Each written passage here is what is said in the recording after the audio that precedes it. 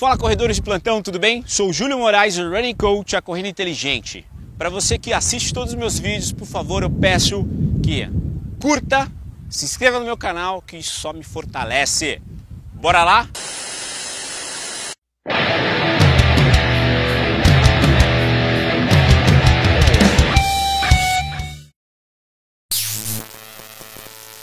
Júlio Moraes, Running Coach, a Corrida Inteligente. Fala, galera, tudo bem? Mais uma vez estamos aqui na Clínica Care Club com a grande Júlia. Júlia Vasconcelos. Fala, Júlia. Olha o nome dela, Júlia. Não é porque ela manja muito, né, cara? O que será? Tá nome bonito, né, Júlia? Xará. Xará. Então, na verdade, Júlia, nós sabemos que o sal ele tem uma importância muito grande na contração muscular. E aí eu vejo a galera repondo sal durante o treino. E como é que funciona isso? Explica aí pra gente, Ju.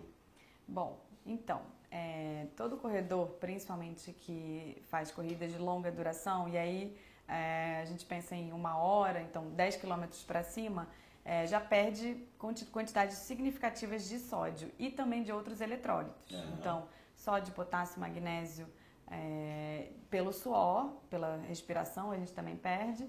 E isso deve ser consumido para repor, seja durante, seja pós-treino.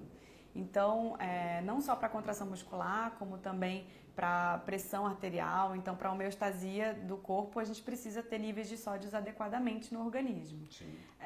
Como eu falei em outro vídeo, a gente perde em torno de 300 miligramas a 1000 miligramas de sódio por hora de exercício, por exemplo, a corrida, né, de exercício de endurance. E em um gel de carboidrato a gente encontra entre 80 a 100 miligramas. Ou seja, a gente não consegue repor todo o sódio que a gente perde quando a gente vai correr, por exemplo, 1h30 em diante, né? 2, 3 horas, 4 horas, que é o caso às vezes de uma maratona, dependendo do atleta, só repor a partir de gel isotônico. Então a gente usa principalmente as cápsulas de sal para repor esse sódio, juntamente com os isotônicos e o gel.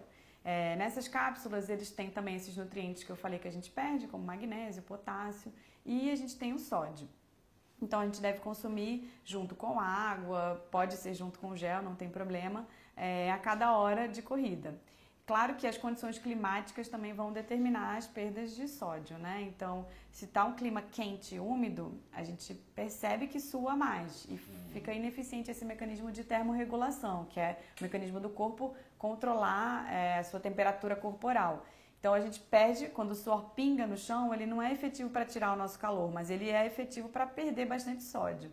Então, muita gente termina os longões com passa a mão no rosto, né? Vê que a roupa está branca de sódio. Então, é necessário repor. É até um pouco áspera também, né? Fica como se fosse, né, uma areia em volta do corpo. Climas mais secos e frios, a gente não tem uma perda tão acentuada, porque a gente não perde tanto suor. Então, essa necessidade da cápsula, às vezes, realmente tem que ser recalculada.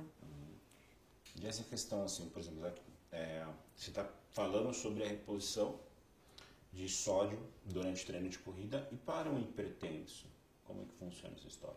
Bom, então, para o hipertenso que pratica atividade física, a gente tem que ter um pouco de cautela na reposição do sódio, mas por outro lado, a gente só vai repor quando ele tiver essa perda. Então, eu não vou repor sódio quando ele fez uma musculação e não teve tanta sudorese, né? Não suou, não vai precisar do sal. Mas, até porque os hipertensos normalmente estão controlados com remédios, então devem controlar a alimentação em outros momentos, evitar os embutidos, né? Controlando o sódio no dia a dia, o sódio durante o exercício é necessário. Então, a gente tem que utilizar, mas com cautela. Mas eles não devem negligenciar essas perdas de suor só porque são hipertensos, ok? Sim, ótimo. Então, sempre lembrando que você precisa mesmo de coração passar com uma nutricionista, que ela é a profissional da alimentação, né, que vai te ajudar bastante. Não adianta você conversar com o seu professor, tá? Não, tem que conversar com a nutricionista para que ela te oriente da melhor forma, não é não, Ju? Isso aí.